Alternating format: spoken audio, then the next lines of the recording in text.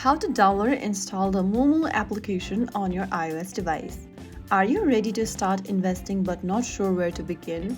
Getting into trading and investing can feel overwhelming, but having the right application on your device makes all the difference. Moomoo is a popular commission-free trading platform that puts the stock market right into your pocket, so let's get it in a few simple taps. First of all, open your App Store on your iOS device, and in the search bar, type in Moomoo and search.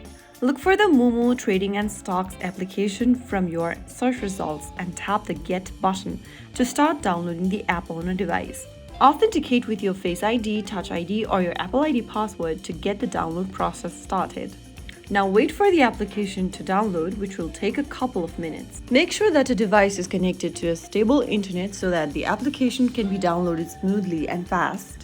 Once it does, you can open the application and get started with Moomoo. Right after the download completes, you will have a powerful trading platform in your pocket, whether you're buying your first stock, exploring ETFs, or just watching the market.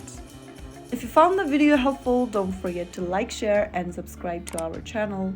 I will be back again in the next video. Stay tuned till then.